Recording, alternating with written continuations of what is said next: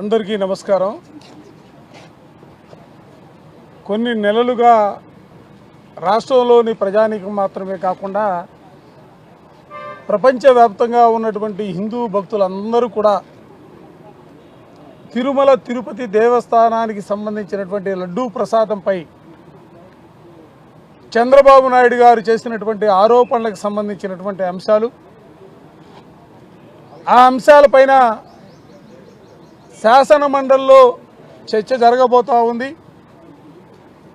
ఈరోజైతే చర్చ జరిగింది. ప్రభుత్వ పరంగా వాళ్ళు చేసినటువంటి ఆరోపణలకి, అనుమానాలకి ప్రతిపక్షంగా వైఎస్ఆర్ కాంగ్రెస్ పార్టీ సాక్ష్యాధారాలతో సహా శాసన మండలి వేదికగా మా సభ్యులు చంద్రశేఖర్ రెడ్డి గారు మాట్లాడినా, మాధవరావు గారు మాట్లాడినా ప్రతి మాట కూడా సాక్ష్యాధారాలతో సహా నిరూపించబడినది. సహజంగా ఎక్కడైనా ఎప్పుడైనా కూడా ప్రతిపక్షం ఆరోపణలు చేస్తూ ఉంటుంది. ప్రతిపక్షం అనుమానాలు వ్యక్తం చేస్తున్నటువంటి పరిస్థితుల్లో అధికార పక్షంగా ఉన్నటువంటి ప్రభుత్వాలు వాటిని నివృత్తి చేయడం కోసం సాక్ష్యాధారాలను సహజంగా అసెంబ్లీలోనూ శాసన మండలిలోనూ ప్రవేశపెట్టడం అనేది ఆనవాయితీగా ఉంటున్నటువంటి పరిస్థితి. కానీ ఇక్కడ విచిత్రమైనటువంటి పరిస్థితి, ప్రతిపక్షం అన్నీ కూడా సాక్ష్యాధారాలతో సహా నిరూపణ. ఈ ప్రభుత్వం ముఖ్యంగా చంద్రబాబు నాయుడు కల్తీలంటేనే మాట్లాడిన దగ్గర నుంచి వరుసగా జరిగినటువంటి ప్రక్రియల అన్నిటికీ కూడా చివరికి వచ్చి ఇందాపూర్ దగ్గర ఆగినటువంటి పరిస్థితులు. ఇందాపూర్ ఎక్కడుందా, అసలు ఇందాపూర్ ఏంటనేది తలుపు కొడితే ఆ తలుపు మాటున హెరిటేజ్ భాగవతం మొత్తం కూడా బట్టబయలైనటువంటి వైనం. ఎప్పుడైతే హెరిటేజ్ బట్టబయలైందో అసలు ఒప్పుకునే పరిస్థితులు లేరు. ప్రభుత్వం మాట్లాడినటువంటి మాటలు ఆ విధంగానే ఉన్నాయి. హెరిటేజ్ సంబంధించినటువంటి దానికి సంబంధించినటువంటి వ్యాపార సంస్థలుగా ఉన్నటువంటి ఇందాపూర్ని మార్చినటువంటి పరిస్థితులు కానీ, ఇది మ్యానుఫ్యాక్చరింగ్ ప్లాంట్గా ఉంటే కో మ్యానుఫ్యాక్చరింగ్ ప్లాంట్గా మార్చినటువంటి వైనం కానీ, హెరిటేజ్ సంబంధించినటువంటి సీనియర్ ఆఫీసర్ రాజీనామా చేసినటువంటి వైనాలను కూడా బయటకు వచ్చినటువంటి పరిస్థితుల్లో అసలు ప్రభుత్వం దీన్ని వదిలిపెట్టింది.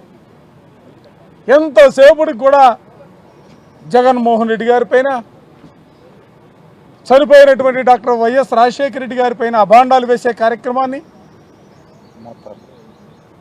దానికి తోడుగా కులాలు, మతాలు, ప్రాంతాలు తీసుకొచ్చే పరిస్థితుల్లో ఇవాళ వాళ్ళ ప్రభుత్వ యంత్రాంగం యావత్తు కూడా పనిచేసినటువంటి పరిస్థితులు కూడా ఇవాళ ప్రజానీకం చూశారు. నిన్న మాట్లాడిన తర్వాత ఇవాళ మేము నిజంగా ఆశించాం ప్రభుత్వం దగ్గర నుంచి సమాధానం వస్తుంది.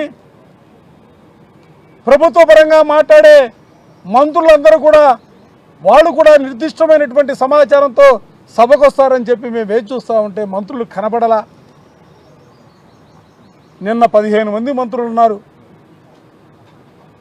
17 నిమిషాలు మాట్లాడితే 15 సార్లు మంత్రులు అడ్డంగా నిలబడి మాట్లాడినటువంటి పరిస్థితులు. శాసనమండలి సభ్యులు 10 మంది పైగా మాట్లాడటాన్ని అడ్డుకోవటం కోసం చేసినటువంటి ప్రయత్నాలు అసలు ఇవాళ చూసాం. నిన్నైతే ఎదురుదాడి చేశారు మావిడ. ఎందుకంటే ప్రతిదీ సాక్ష్యంతో సహా ఏది నోటి మాటగా ఒక్క మాట కూడా వైఎస్ఆర్ కాంగ్రెస్ పార్టీగా మాట్లాడతలేదు. 2014 నుంచి 2026 ఈ రోజు వరకు కూడా మీ ప్రభుత్వాల్లో జరిగినటువంటి ఘీకి సంబంధించినటువంటి సరఫరా పైన మొత్తం కూడా డాక్యుమెంటరీ ఎవిడెన్స్తో సహా సభలో పెట్టాం. వాళ్ళ కూడా చూసుకోమని చెప్పాం. కానీ ఇవాళ వాటికి సంబంధించినటువంటి మేము లేవనెత్తినటువంటి అంశాలకు ఏదైనా సమాధానం చెబుతారని అనుకుంటే హక్కున ఒకటే ఒక సమాధానం వచ్చింది.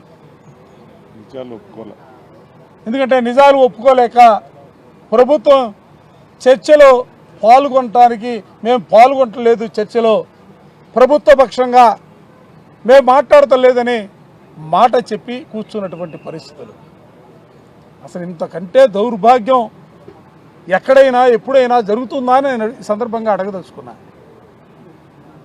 కేవలం మీ వ్యాపారం కోసం కోట్ల రూపాయల్ని సంపాదించుకోవడం కోసం మీ హెరిటేజ్ సంస్థకి లాభాలను చేకూర్చుకోవడం కోసం ఓ పక్క ప్రభుత్వాన్ని తాకట్టు పెట్టారే, మరో పక్క కోట్లాది మంది హిందువుల భక్తుల మనోభావాలని ఇవాళ ఏం చేశారు? ఇవాళ ప్రతి ఒక్కళ్ళు కూడా ఎవరికి వాళ్ళుగా కుమిలిపోతూ ఉన్నారు. ఎందుకు ఈ దేవదేవుడైనటువంటి కలియుగ దైవంగా భావిస్తున్నటువంటి శ్రీ వెంకటేశ్వర స్వామికి ఇంతటి అపవాదులు జరుగుతున్నాయి? రాజకీయాల కోసం, వ్యాపారం కోసం ఆ దేవదేవుణ్ణి అడ్డుగా పెట్టుకొని ముందుకు సాగుతున్నారే. అసలు ఇంతకంటే ప్రపంచంలో ఎక్కడా ఎప్పుడు కూడా ఏ ప్రభుత్వాలు కూడా ఇంతటి దౌర్భాగ్యమైనటువంటి పరిస్థితుల్లో మనుగడ కొనసాగిస్తున్నటువంటి పరిస్థితులు ఎక్కడా కూడా చూడాల. మేము కూడా 40-50 సంవత్సరాల నుంచి, మాకు 60 సంవత్సరాలు విద్యార్థి రాజకీయాల నుంచి నేను రాజకీయాల్లో కొనసాగుతూ ఉన్నా. ఈ పరిస్థితుల ఇంత అయోమయం సృష్టిస్తారా? ఇవాళ మాట్లాడడానికి ఒక్క మంత్రి కూడా వచ్చి మీ సభ్యులు మాట్లాడినటువంటి మాటలకు మేము సమాధానం చెబుతామనే మాట ఒక్కళ్ళు కూడా మాట్లాడలేనటువంటి పరిస్థితుల్లో ఇవాళ ఈ ప్రభుత్వం కొనారెళ్తా ఉంది. అందుకే నేను హిందూ భక్తులందరినీ కూడా చేతులు జోడించి వేడుకుంటా ఉన్నా. ఈ రాష్ట్రంలో చంద్రబాబు నాయుడు ముఖ్యమంత్రిగా ఆయన 4వ పర్యాయం కొనసాగుతూ ఉన్నాడు. ఇవాళ ఆయన హయాంలో తిరుమల తిరుపతి జరుగుతున్నటువంటి అపచారాలని గ్రహించమని కోరుతా ఉన్నా. ఆ స్వామివారి ప్రతిష్టను దిగజార్చడానికి ఈ ప్రభుత్వం చేస్తున్నటువంటి ప్రయత్నాల్ని మీరు ఆలోచన చేయవలసినటువంటి సమయం కూడా ఆసన్నమైందన్న విషయాన్ని కూడా ఈ సందర్భంగా చెప్తా ఉన్నా. వైఎస్ఆర్ కాంగ్రెస్ పార్టీ మీద కోపం ఉంటే దేవుణ్ణి తీసుకొస్తావా? నీకు డబ్బులు వ్యాపారంలో కోట్ల రూపాయలు సంపాదించుకోవాలని కోరుకుంటే దేవుణ్ణి తీసుకొచ్చి అడ్డంగా పెడతావా? ఇవాళ సమాధానం చెప్పవయ్యా.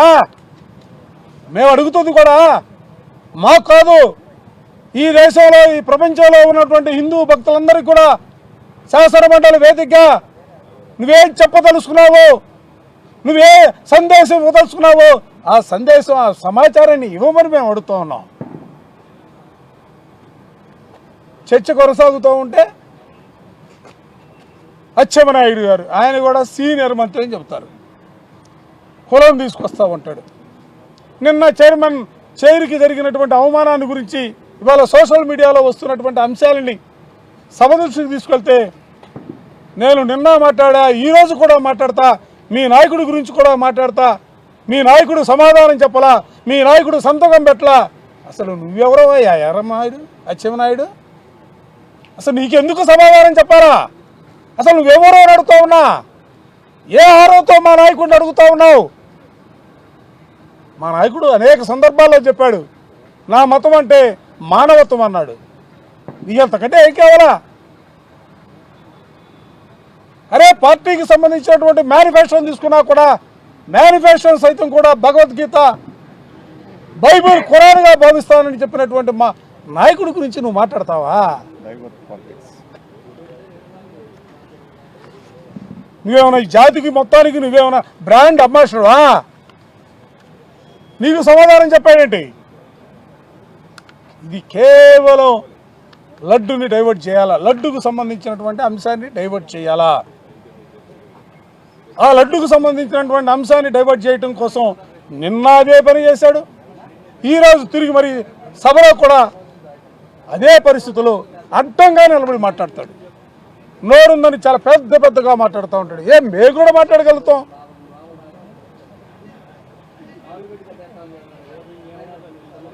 అరే ఎట్లా అంటే పెద్దగా మాడితే అబద్ధాలు నిజాలు అవుతాయా? గట్టిగా మాట్లాడితే అబద్ధాలు నిజాలు అవుతాయా? నేను కూడా గట్టిగా అడగదలుచుకున్నా. మీరు ఒత్తి మాట్లాడుతూ ఉన్నారు. ఎక్కడ అసలు ఏ దిశగా ఈ ప్రభుత్వాన్ని మీరు ముందుకు తీసుకెళ్లాలని భావిస్తూ ఉన్నారు? కట్టుకోండి అబ్బా, ప్రభుత్వాన్ని అడ్డం పెట్టుకొని మీకు కావలసినంత సంపాదించుకోండి, మేము వద్దంటలా. దేవుడు వదిలిపెట్టండి స్వామి, కలియుగ దైవం స్వామి. ప్రపంచం మొత్తం ఆంధ్రప్రదేశ్ వైపు చూస్తుంటే కేవలం వెంకటేశ్వర స్వామి ఈ రాష్ట్రంలో ఉన్నాడు కాబట్టి ఆంధ్రప్రదేశ్ అనే పేరే ప్రపంచంలో వినపడతా ఉంది. ఆ స్వామి వల్ల ఎక్కడికి వెళ్ళినా కూడా ఆంధ్రులంటే వాళ్ళ గౌరవంగా గర్వంగా మా ప్రాంతంలో తిరుపతి ఉందని గర్వంగా చెప్పుకున్నటువంటి పరిస్థితులు. ఆంధ్రుడు అనగానే మనకు కూడా చేతులు ఎత్తి దండం పెడతారు పరాయ రాష్ట్రాల వాళ్ళు. అంటే వెంకటేశ్వర స్వామికి దండం పెట్టినట్టుగా భావించి అంతటి ఆంధ్రప్రదేశ్ అంటే ఆంధ్ర ప్రజలంటే అంతటి పవిత్రత. దయచేసి మంటపాలు చేయొద్దని చెప్పి నేను సందర్భంగా కోరదలుచుకున్నాను. మానుకోవాలా. ఇంకొక మంత్రి మాట్లాడాడు, సీనియర్ మంత్రి, దేవాదాయ శాఖ మంత్రి రామనారాయణ రెడ్డి గారు. ఎట్లా మాట్లాడుతుంది స్వామి? రాజకీయాల్లో ఉంటే ఓసరు వెళ్ళిలా రంగులు మార్చేయచ్చా?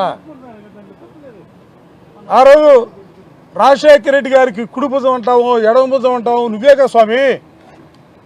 క్యాబినెట్లో ప్రధానమైనటువంటి పాత్ర పోషించావుగా స్వామి. ఆయన హయాంలోట 2 కొట్టాలకి జీవో ఇచ్చాట రాజశేఖర రెడ్డి గారు. దేనికోసం ఆ రోజు వచ్చింది? అక్కడ సంబంధించి పంచాయతీ ఎన్నికలు జరుగుతూ ఉంటే పవిత్రమైనటువంటి ఆ పుణ్యస్థలంలో ఎన్నికలు జరగకుండా ఉండాలనే ఆలోచనతో ఆ రోజు చేసినటువంటి కార్యక్రమం. ఆ తర్వాత చెప్పరే 2009లో 746 జీవో కానీ 747 జీవో కానీ ఎవరిచ్చారు అడుగుతా ఉన్నా. అది చెప్పు.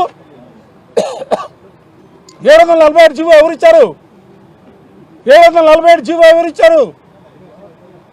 7 కొండలుగా గుర్తించి 352 కిలోమీటర్లని పరిధిలో స్వామివారి స్థలంగా కొండలుగా భావించి ఇచ్చింది జీవో రాజశేఖర రెడ్డి గారు కాదా? మరో జీవో 742. ఈ 2 జీవోలు అన్యమత ప్రచారం చేయకూడదు. 19 గుళ్ళల్లో హిందూ మతానికి సంబంధించినటువంటి ఈ దేవాలయాల్లో అన్యమత ప్రచారం చేయొద్దని 2 జీవోలు రాజశేఖర రెడ్డి గారు కాదా ఇచ్చింది? రామనారాయణ రెడ్డి గారు మీరంత దిగజారిపోయి అట్లాంటి స్టేట్మెంట్లు ఇవ్వాల్సినటువంటి అవసరం ఉందని నేను అనుకోవట్లే. ఒకవేళ మీకేమైనా ఉందేమో నాకు తెలియదు. ఇంతటి దౌర్భాగ్యమైనటువంటి పరిస్థితులు చెప్పాలా? మేము అడిగింది ఏంది? 2014 నుంచి 26 వరకు ఏ డైరీలు సప్లై చేశాయో ఆ డైరీలు కొత్తగా మేమేమైనా తీసుకొచ్చినాయా? అన్నీ కూడా చంద్రబాబు నాయుడు గారి హయాంలో వచ్చినాయి. ట్యాంకర్లు మీ హయాంలో 12 ట్యాంకర్లు వెనకెళ్ళాయి 2014 నుంచి 19 వరకు. 19 నుంచి 24 వరకు మా హయాంలో 18 ట్యాంకర్లు వెనకెళ్ళాయి. కానీ ఈ ప్రభుత్వం వచ్చిన తర్వాత 8 ట్యాంకర్లు లోనకెళ్ళాయి, మరో 4 ట్యాంకర్లు వెనక్కొచ్చాయి. ఆ 4 ట్యాంకర్లు కూడా మరో 2 నెలల తర్వాత పేరు మార్చి మీరే కదా పాస్ చేసింది. తప్పు ఎక్కడ జరిగింది? ఈ ప్రభుత్వం వచ్చిన తర్వాత తప్పు జరిగింది. అసలు మాకు సంబంధం ఏంది? వైఎస్ఆర్ కాంగ్రెస్ పార్టీగా మాకేంటి సంబంధం? అసలు నేను అడుగుతా ఉన్నా, సూటిగా అడుగుతా ఉన్నా, చెప్పండి. అంటే మీ టైంలో ట్యాంకర్లు వచ్చాయి, మీ టైంలో ట్యాంకర్లు మీరు వేసినటువంటి టెస్టులో పాస్ కాల వెనక్కి వచ్చాయి, మంచిదే. వచ్చినటువంటి ట్యాంకర్లు మరలా వెనక్కి తిరిగి వచ్చాయి, మీ హయాంలో వచ్చాయి. మరో 2 నెలలు గ్యాప్లో మీరు పాస్ చేశారు. అసలు దానికి సమాధానం చెప్పండి. ఇది కదా కేసు. అసలు కేసు ఏంటి? అత్యున్నత న్యాయస్థానం నియమించినటువంటి సిట్ ఏం చెప్తా ఉంది? జరిగిందంతా కూడా చంద్రబాబు నాయుడు గారు హయాంలో జరిగిందని తేదీలతో సహా స్పష్టంగా చెప్పింది. అసలు దానికి సమాధానం చెప్పరు. దొంగతనం మీరు చేసి మీరు దొరికిపోయి అసలు జరగనటువంటిది ఎక్కడో ఇతర దేశాల్లో ఆడ జరిగి ఉండొచ్చు, ఈడ జరిగి ఉండొచ్చు. అరే జరిగినోడు నువ్వు, చేసినోడు నువ్వు, సమాధానం చెప్పాల్సిన వాళ్ళు మీరు. ఏమి నీ రెండో సొంతంగానే శ్యామలరావు గారిని వేసుకున్నావుగా ఈవోగా? ఆ ఈవో గారి నేతృత్వంలోనే కదా ఇదంతా జరిగింది. ఆయన ఎందుకు మార్చావు? ఇంకో సింగాల్ గారిని తెచ్చావు, ఆయన కొనసాగించావు, ఆయన మళ్ళీ మార్చావు, ఇంకొక ఆయన తెచ్చుకున్నావు, మూడో కృష్ణుడిని. సమాధానం చెప్పండి. ఇవి మాకు కాదు, ప్రజలకు మీరు సమాధానం చెప్పాలా? నువ్వు చెప్పావు ప్రమాణాలు నా రెండవ సంతకమే తిరుమల తిరుపతి దేవస్థానానికి సంబంధించినటువంటి ఈఓ నియామకానికి సంతకం పెడుతున్నానని. చెప్పబ్బా, మేము అడుగుతా ఉన్నాం. నువ్వు పెట్టినటువంటి రెండవ సంతకం ద్వారా ఈవోగా ఉన్నటువంటి శ్యామలరావు గారి నేతృత్వంలో ఆయన కాలపరిమితిలోనే జరిగింది. దానికి సమాధానం చెప్పు.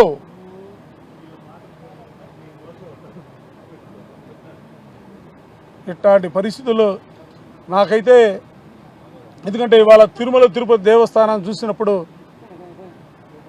ఆ పాలక మండలిని చూసినప్పుడు, ఆ మహానుభావుడు ఆ చైర్మన్ గారిని చూసినప్పుడు ఈ రాష్ట్రంలో ఇంకా ఎన్ని దుర్ఘటనలు జరుగుతాయో.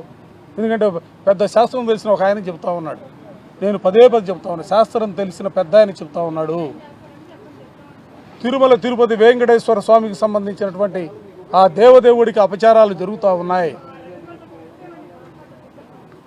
ఆయనకి అపచారాలు జరిగితే అనేకమైనటువంటి దుర్ఘటనలు, ఆ పాపాలు, వీళ్ళు చేసినటువంటి పాపాలని ప్రజలు భరాయించాల్సినటువంటి పరిస్థితులు ఉన్నాయి. దయచేసి చంద్రబాబు, తిరుపతిలో నీ బండారం బయటపడింది. మేము కూడా మాట్లాడడం లేదు, అర్థమైపోయింది కదా. మేము ఎన్నిసార్లు మాట్లాడినా మా గొంతు చించుకోవడం తప్ప మీ సైడ్ నుంచి సమాధానం లేదు. ప్రజలకు కూడా అర్థమైంది. కనీసం ఆ తిరుమల తిరుపతి సంబంధించినటువంటి పాలక మండలన్నా బతికించు స్వామి. దానికి ఉన్నటువంటి ప్రాముఖ్యతని, స్వామివారికి ఉన్నటువంటి ప్రతిష్టని పెంచడానికి సంబంధించి పవిత్రత, ఆయన ఆ చైర్మన్ని తొలగించు స్వామి. దాంతోపాటుగా ఎక్కువగా అంటే మీరే మాట్లాడిస్తున్నారేమో నాకు తెలియదు, కానీ అచ్చెన్నాయుడు గారు కూడా కులాలు, మతాలు వీటి మీద ఆయనకి ఇష్టం వచ్చినట్టుగా మాట్లాడుతూ ఉన్నాడు. మండల్లో కూడా కాస్త కంట్రోల్ చేయి స్వామి. ప్రజా పరిపాలన మీద దృష్టి పెట్టండి. ఇకనైనా దృష్టి పెట్టండి. మీరు అనుకుంటే వైఎస్ఆర్ అణిగిపోయేది కాదు. నేను చెప్తా ఉన్నా, మీరేదో తొక్కితే వైఎస్ఆర్ కాంగ్రెస్ పార్టీ ఏదో పాతాళంలోకి పోతుందనే భావంతో మీరు ముందుకు సాగొద్దు. ఇది ప్రజాస్వామ్యం. వైఎస్ఆర్ కాంగ్రెస్ పార్టీని తొక్కడం కోసం దేవుళ్ళు కూడా తీసుకొచ్చి అడ్డం పెట్టద్దు స్వామి. ప్రజాస్వామ్యబద్ధంగా మేము ఉన్నాం, ప్రజాస్వామ్యబద్ధంగా మేము పోరాటం చేస్తాం, ప్రజల గొంతుగా నిలుస్తాం. మీరు ఏ తప్పు చేసినా కూడా నిలదీసే ప్రక్రియలో వైఎస్ఆర్ కాంగ్రెస్ పార్టీ రాష్ట్రంలో ముందు వరుసలో ఉంటుందన్న అంశాన్ని కూడా ఈ సందర్భంగా గట్టిగా చెప్తారు.